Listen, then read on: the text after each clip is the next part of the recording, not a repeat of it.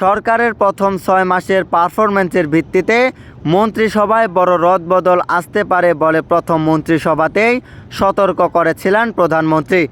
সেই বৈঠকে প্রধানমন্ত্রী তারেক রহমান প্রতিটি মন্ত্রণালয়কে ১৮০ দিনের কর্মপরিকল্পনা জমা দেওয়ার নির্দেশ দিয়ে বলেছিলেন ৬ মাস পর মূল্যায়ন হবে। গত ১৮ ফেব্রুয়ারি অনুষ্ঠিত ওই বৈঠকের সিদ্ধান্ত অনুযায়ী এখন পারফরম্যান্স মূল্যায়নের কাজ প্রায় শেষ পর্যায়ে। নির্ভরযোগ্য সূত্র বলেছে, মূল্যায়নের ভিত্তিতে অন্তত ৩ জন মন্ত্রী ও ২ জন প্রতিমন্ত্রীকে বাদ দেওয়ার তালিকা প্রস্তুত করেছে প্রধানমন্ত্রী।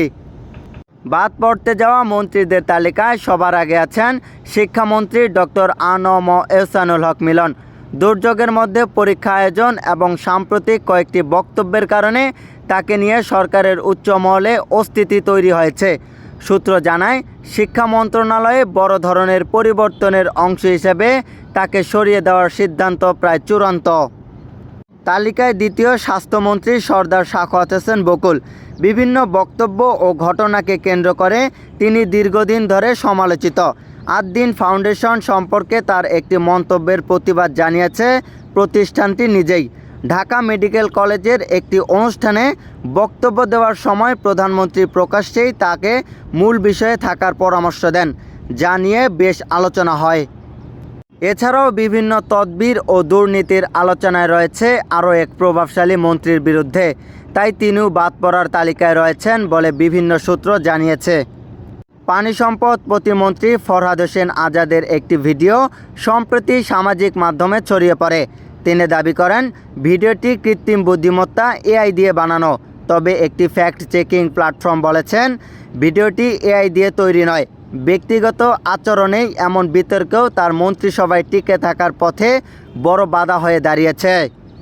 এছাড়াও একটি গ্রেফতারি পরোয়ানা মামলায় প্রভাব খাটানো ও রাজনৈতিক অঙ্গনে তা নিয়ে নেতিবাচক আলোচনার প্রেক্ষাপটে প্রভাবশালী সাবেক এক মন্ত্রীর পুত্র ও প্রভাবশালী এক প্রতিমন্ত্রীকে বাদ দেওয়ার সিদ্ধান্ত হতে পারে বলে জানা গেছে। মন্ত্রিসভা থেকে বাদ পড়ার তালিকা চূড়ান্ত হওয়ার পাশাপাশি নতুন মুখ যুক্ত করার প্রতিক্রিয়াও এগিয়ে চলছে।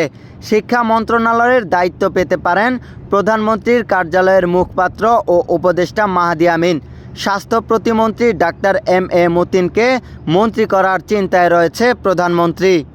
নতুন মন্ত্রী হিসেবে আলোচনায় আছেন বিএনপির সিনিয়র নেতা গয়েশ্বর চন্দ্র রায়, শেখ ফরিদ আহমেদ মানিক, এ.বি.এম. মোশাররফ হোসেন, আব্দুস সালাম আজাদ, অধ্যক্ষ সেলিম ভূঁইয়া, খন্দকার আবু আশফাক, নজরুল ইসলাম আজাদ ও মোহাম্মদ মুজিবুর রহমান। পাশাপাশি জোটের শরিক দল থেকেও নতুন সদস্য অন্তর্ভুক্ত হতে পারে। তবে মন্ত্রিসভার আকার কতটা বাড়বে এবং কাদের স্থান দেওয়া হবে সে বিষয়ে চূড়ান্ত সিদ্ধান্ত একমাত্র প্রধানমন্ত্রীর। ওয়াকিবহাল সূত্র বলেছে, বাদ পড়া ব্যক্তিদের সংখ্যা খুব বেশি হলে সরকারের ভাবমূর্তিতে নেতিবাচক প্রভাব পড়তে পারে বলে মনে করছেন তারেক রহমান। তাই যাদের বিরুদ্ধে অভিযোগ তুলনামূলক কম তাদের সতর্ক করে সুযোগ দেওয়ার নীতিও নিতে পারেন তিনি। প্রধানমন্ত্রীর কার্যালয়ের এক কর্মকর্তা নাম প্রকাশ না করার শর্তে বলেন, সরকারের নির্দিষ্ট সময় পর কার্যের মূল্যায়ন করা স্বাভাবিক প্রক্রিয়া। মূল্যায়নের ভিত্তিতে মন্ত্রিসভায় পরিবর্তন আসতে পারে, তবে এ বিষয়ে চূড়ান্ত সিদ্ধান্ত প্রধানমন্ত্রীর। বেসামরিক বিমান চলাচল ও পর্যটন প্রতিমন্ত্রী রাশেদুজ্জামান মিল্লাত বলেন, সম্ভাব্য রদবদল নিয়ে নানা আলোচনা থাকলেও এখনও কোনো আনুষ্ঠানিক সিদ্ধান্ত হয়নি। বিএনপির vice chairman advocate Joynal Abedin বলেন, সরকারের কাজের মূল্যায়নের ভিত্তিতে মন্ত্রিসভায় পরিবর্তন আনা স্বাভাবিক বিষয়। এদিকে রাষ্ট্রপতির শূন্য পদে বিএনপির প্রার্থী বাছাই শনিবার জাতীয় স্থায়ী কমিটির সভা হবে বলে জানা গেছে। সূত্র বলছে, দলের ভেতর থেকে রাষ্ট্রপতি করার বিবেচনায় মহাসচিব মির্জা ফখরুল ইসলাম আলমগীর এগিয়ে আছেন। দলের বাইরে থেকে রাষ্ট্রপতি করার প্রস্তাবেও তারেক রহমানের ভাবনায় রয়েছে।